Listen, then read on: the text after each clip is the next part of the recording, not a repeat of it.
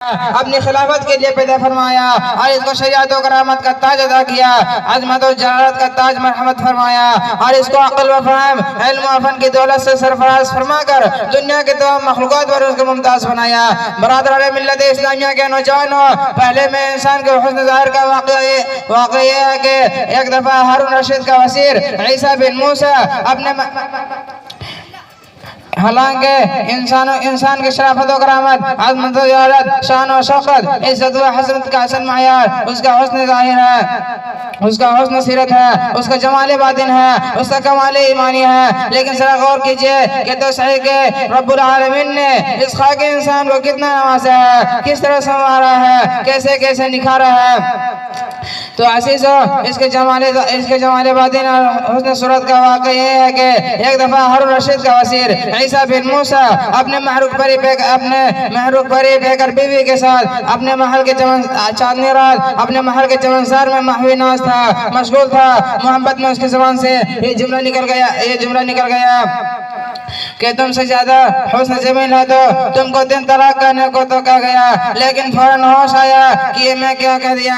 बीवी से बेपनाह मोहब्बत थी, बेहद प्यार था, घबरा गया, परेशान हो गया, फौरन दौड़ा हारून रशीद की खिदमत में हाजिर हुआ, सारा वाक़या सुनाया कि गज़ब हो गया, मैं अपनी बीवी को 3 तलाक दे दी, कोई सूरत निकालिए वरना मर जाऊंगा।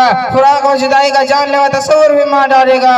हारून ने अपने दौर के उलमाए कराम को बुलाया, मुफ्तियान कराम को बुलाया, सबके सामने यह मसला रखा गया। हर एक ने फतवा दिया कि तलाक हो गई है, इसलिए कि चांद से ज्यादा खूबसूरत कोई इंसान नहीं हो सकता। चांद तो शराबा गुफिशा है, मनमरोताबा है, तलाक में कोई शुबह नहीं। सैयदना इमाम आदम के एक शागिर्द खामोश थे, जब सब उलमाए कराम बोल चुके थे उन्होंने फरमाया कि तलाक नहीं होगी। सब चौंक उठे क्योंकि मामूली बात न थी, तो हम उलमाए कराम की मुखालिफत हो रही थी। सबने बेक ज़बान पूछा कि आप किस दलील की रोशनी में यह दावा कर रहे हैं। तो पता है उन्होंने यह दलील कायम की, उन्होंने यही आयत करीमा पढ़ा कि अल्लाह ताला फरमाते हैं लक़द खलक़नल इंसान फ़ी अहसनि तक़वीम। जवाब हो गया हिकमत दानाई का खजाना था। सबने बरमला कहा बेशक तलाक नहीं होगी, और किसी इंसान के लिए सिवा नहीं आया है कि ये सिवा नहीं आया है, इसलिए इंसान खुलकतन सबसे खूबसूरत है। बरादरान इस्लाम, ये हुस्न ज़ाहिर, ये सूरत बाहर, ये जमाल और कमाल किसको मिला है? आपने गौर किया? आपको मिला है, हमको मिला है, इंसानी खाके को मिला है, ज़ुल्म और जौल को मिला है, जिस्म व मनो को मिला है। ये वही तो है जो एक नापाक पानी से पैदा किया, जो एक नापाक कतरा से पैदा किया गया।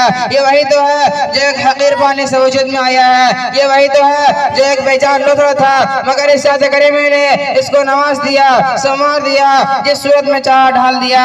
लेकिन यही हक़ीर आजिज़ इंसान इन आमाद के बाद अपने खालिक और मालिक से बगावत करता है और उसके एहसानात को फरामोश कर देता है और ताअत और बंदगी की राह छोड़कर कुफ्र और शिर्क की राह पर इस्यान और तुग़यान की राह पर चलने लगता है। कभी अपने को अना रब्बुकुमुल आला कहता है, कभी अपने को अना रब्बुकुमुल आला कहता है, कभी असनाम औथान को अपना माबूद बनाता है, कभी शैतान की पैरवी करता है और भूल जाता है। मेरे दोस्तों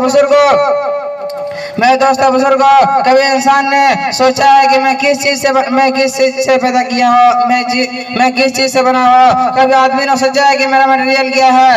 तो अज़ीज़ों, जरा तवज्जो करो कि फरमाया कि तुम्हारी माँ साग खाया करती थी और मैं अंदर अंदर आंखें बना रहा था। आप सारे जहां को देख लीजिए, माँ गाजर खाती है, अंदर दिल बन रहा है, माँ रोटियां खाती है, अंदर दिमाग बन रहा है, माँ दाल खाती है, अंदर ज़बान बन रही है। ये सब किसने बनाया? जमीन, आसमान, चांद, सूरज। कम से कम इन सब चीजों को देखकर खुदा की खुदाई को तस्लीम कर लो। तुम्हारी माँ रोटियां, सब्जियां, तरकारियां, गोश्त, दाल खाती है और अंदर हड्डियां तैयार हो रही है। इधर तेरी माँ चाय पीती है और अंदर कितना बेहतरीन खूबसूरत चेहरा बनता जाता है। मेरे दोस्तों बुजुर्गों, हाथ को कौन बना सकता है? जबान को कौन बना सकता है? हाथ को कौन बना सकता है? पैर कौन बना सकता है?